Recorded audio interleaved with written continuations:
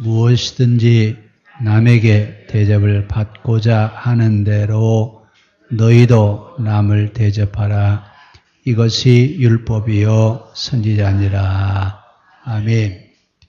이 앞에 있는 말씀은 구하라, 찾으라, 두드려라.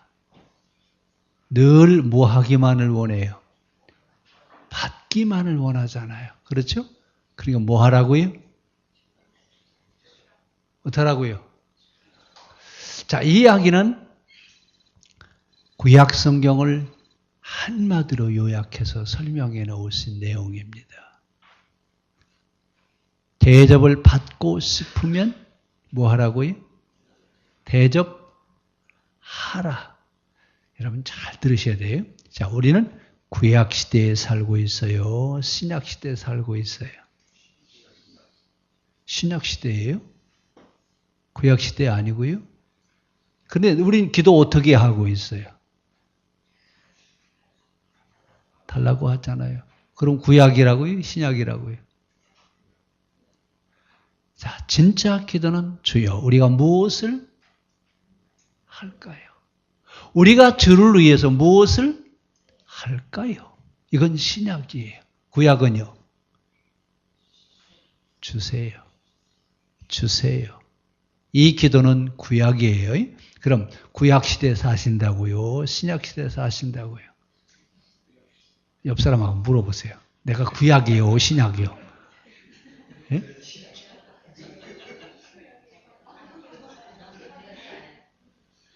구약이요? 신약이요? 약은 약인데 구약이라고요? 신약이라고요? 구약, 신약 다 있어요?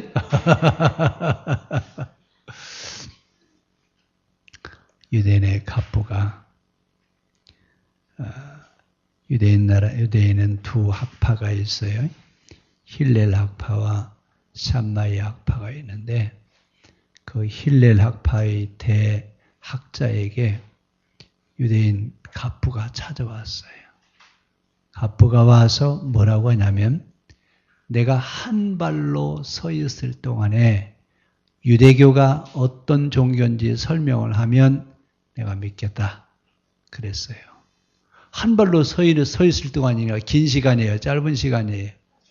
그럼 어떻게 하라는 얘기예요? 간단하게 빨리 얘기해주면 내가 자, 그래서 뭐라고 얘기하냐면 내가 하기 싫은 일은 남에게 시키지 마라. 잘 들으셔야 됩니다. 내가 하기 싫은 일은 남에게 시키지 말라. 뭐 하라고요? 유대교가 어떤 종교라고요? 내가 하기 싫은 일은 남에게 시키지 말라. 우리나라 유교에도 그렇습니다. 자기가 싫어하거든 남에게도 그 일을 시키지 말아라. 유교에도 그런 얘기가 나와요. 자, 근데 오늘 예수님 뭐라고 말씀하세요? 내가 하기 싫은 일은 남에게 시키지 말라. 부정명령이죠. 그렇죠? 하지 말라 그랬거든요. 근데 예수님 뭐라고 말씀하세요? 대접하라.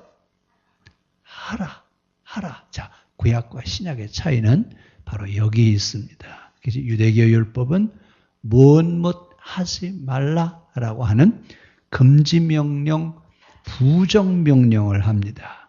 그래서 유대교의 모든 율법들은 거의가 다 무엇 하지 말라.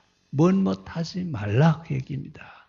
자, 근데 이제 예수님 뭐라고 말씀하시냐면 인자가 온 것은 율법과 선지자를 폐하러 온 것이 아니라 완성하러 왔다. 무엇 하지 말라가 아니라 무엇 하라다. 이렇게 바뀌어진다 그 얘기예요. 자, 우리의 신앙도 바뀌어야 됩니다.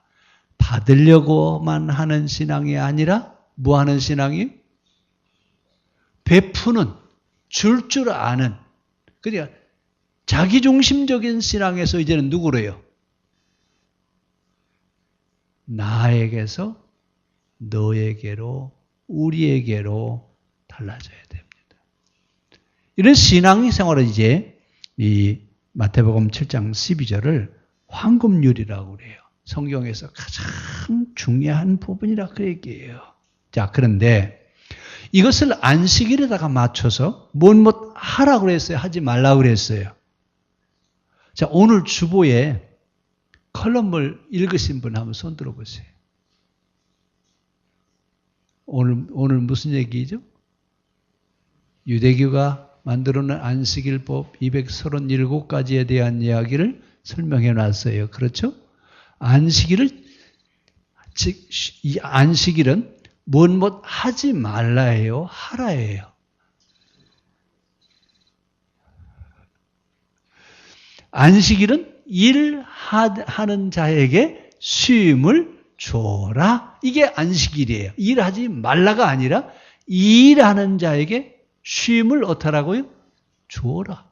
이게 안식일이라고요. 그러니까 안식일은 못 하지 말라가 아니라 못 하라예요. 자, 십계명 가운데 제일 중요한 게 뭐라고요? 안식일법이에요. 안식일법이 제일 중요해요. 10개 중에 가운데가 어디예요? 5이잖아요. 이렇게 가운데 토막이 제일 중요하다니까요. 자, 5번째가 뭐라고요? 안식일을 기억하여 지켜라. 그럼 일을 하지 말라라고요? 일을 하는 자에게 쉼을 주라고요? 일하는, 지금은 이제 일 개념이 지금 시대하고 그 시대는 달라요. 그 시대는 누가 일을 해요? 주인은 일하지 않습니다. 누구만 일해요? 노예나 또 품팔러 온 사람들이 있죠. 싹꾼이라고 그러죠. 이 삭을 받기 위해서 이 일을 하는 사람. 이 사람들은 쉴 날이 있어요? 없어요? 쉴 날이 없어요. 기계처럼 늘 눈만 뜨면 뭐 하는 거예요? 일하는 거예요. 그러니까 그렇게 일을 하는 자에게, 그리고 더 중요한 것은 안식일법에 일을 하는 자에게 쉼을 줘야 되는 이유가 어디냐면, 살다가 빚지고 또 빚을 못 갚으면 어떻게 되죠? 온 가족이 다 노예로 팔려가죠. 그럼 노예로 팔려가면 어느 집으로 갔는지 다 뿔뿔이 가족이 다 흩어졌어요? 안 흩어졌어요?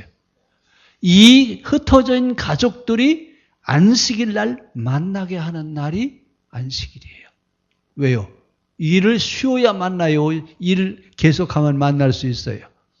쉬어야 만날 수 있어요. 안식일법은 흩어진 가족들을 만나서 가족의 안부를 묻는데, 그래서 안식일 날은 번제와 화목제를 드려요. 그렇죠? 그래서 번제를 드리고 화목제의 제물은 나눠줘야 안 나눠줘요? 제사를 드린 죄주에게 나눠줘요. 왜요? 모처럼 가족들이 만났는데 뭐 잡수라고요? 불고기 잡수시면서 소식들 좀 나눠보고, 그리고 어떻게 지내는지, 그리고 저녁 먹고 또 어떻게 다 또다시 흩어지죠. 또 이렇게 만나죠. 이 법이 안식일법이에요. 근데 유대인들은 안식일을 뭐라고 그래요? 일을 하지 말라.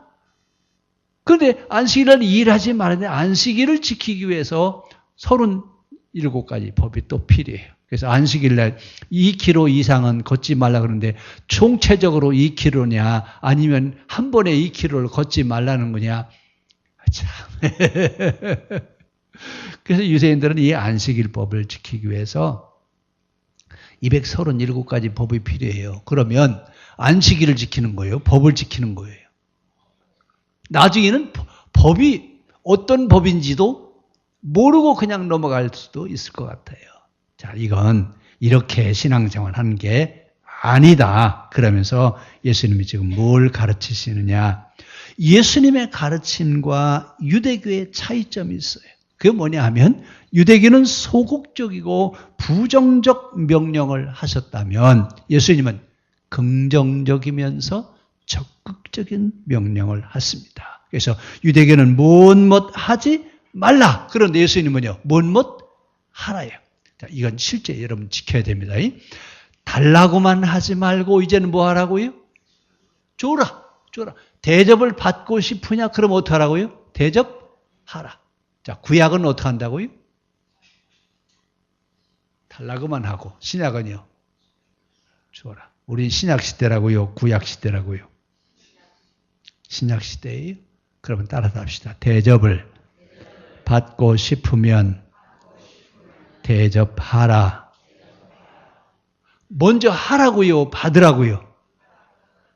하는 게 먼저 베풀어. 먼저 하라 그 얘기예요. 자, 이걸 제가 처음에는 굉장히 강조했어요. 교회에서. 대접 받으려고 하지 말고 대접하라라고 하는 걸 얼마나 강조했냐. 저도 그래서 실천에 하려고 그래요. 저한테 밥 못 얻어 잡수신 분 손 들어보세요. 그 양반은 문제가 있어. 저한테 밥 못 얻어 잡수신 분들은 문제가 있는 거예요. 실천을 하려고 했어요, 저도.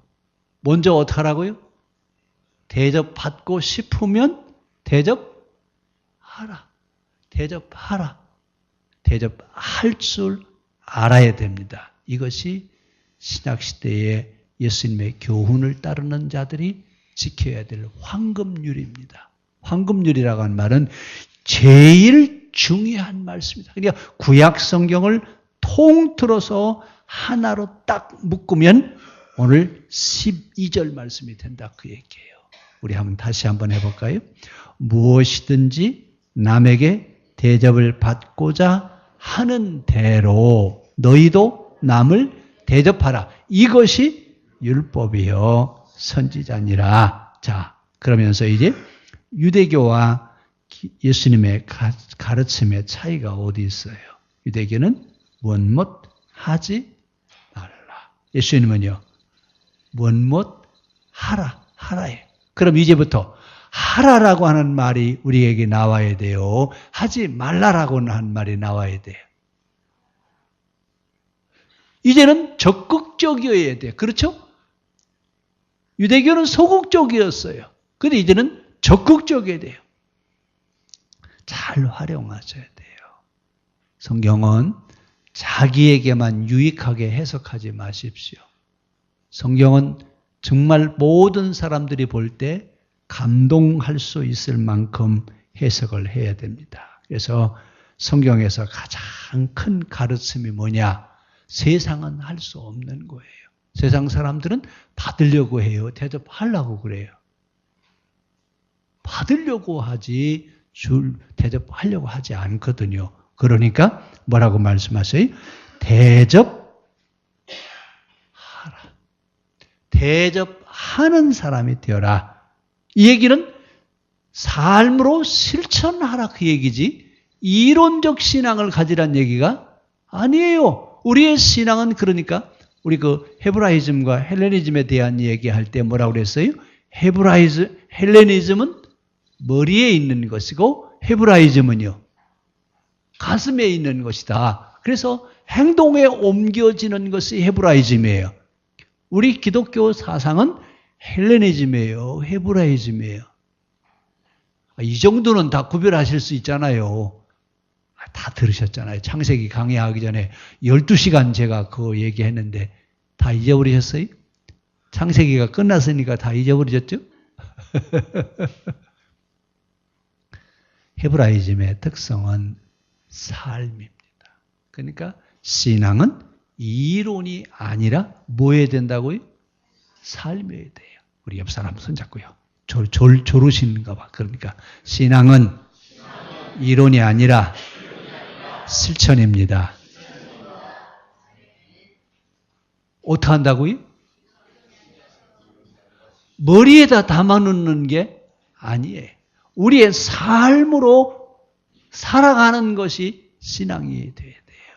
그러니까 우리는 이제 이론적 알고 있는 것이 아니라 삶으로 살아내는, 삶으로 실천해내는 이런 신앙이어야 선지자요 율법이다 그 얘기입니다. 그래서 이제는 남을 배려하는 정신이 우리에게 필요합니다. 그래서 이기주의가 아니라 이타주의. 이기는 자기만 위하는 거, 이타는요 다른 사람을 위해. 여러분 우리나라 민족 정신은요 홍익인간 사상이에요. 홍익인간이란 말은 이기예요, 이타예요? 이타예요. 다른 사람을 유익하게 하는, 사람을 유익하게 하는 것, 이것이 우리나라 건국신화입니다. 이렇게 좋은 사상을 가지고 있는데 왜 우리는 안 하나 모르겠어요? 안 하시는 거예요? 잊어버린 거예요? 우리 DNA에는 홍익인간 사상이 다 들어있어요. 그래서 나를 통해서 다른 사람을 유익하게 하는, 남을 배려하는 이런 정신이 우리 민족 정신입니다. 근데 그게 성경에도 나와 있어요. 자기를 유익하게 하는 것이 아니라 누구를요? 타인을. 그래서 이기주의가 아니라 이타주의. 이것이 진짜 우리 민족 정신이에요. 그럼 이제 한 가지 제가 여쭤볼게요. 여러분, 민주주의와 공산주의가 뭐가 다를까요? 너무 어려워요? 우리 다 아는 얘기 아니에요? 자, 민주주의와 공산주의 뭐가 다를까요? 네?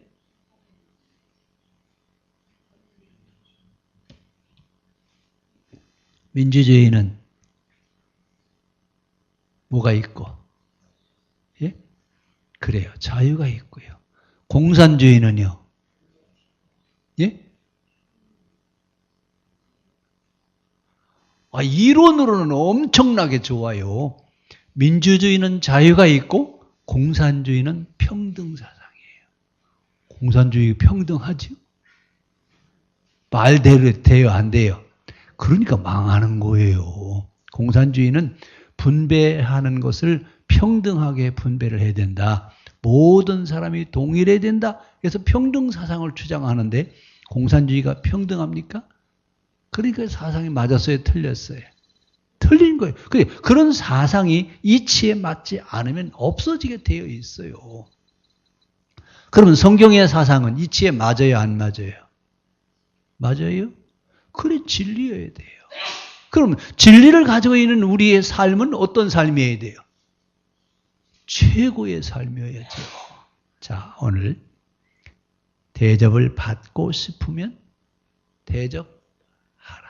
오늘 이야기를 CM으로 가서 어떻게 하는 것일까?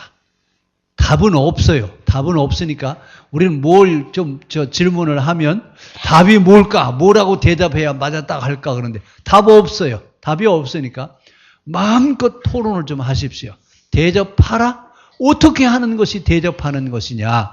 대접하는 것이 율법이요 선지자의 완성이라고 그랬는데 우리가 대접하면서 어떻게 하면 신앙생활을 할 수 있을 것인가? CM에 들어가서 같이 나눌 수 있기를 바랍니다. 기도하겠습니다.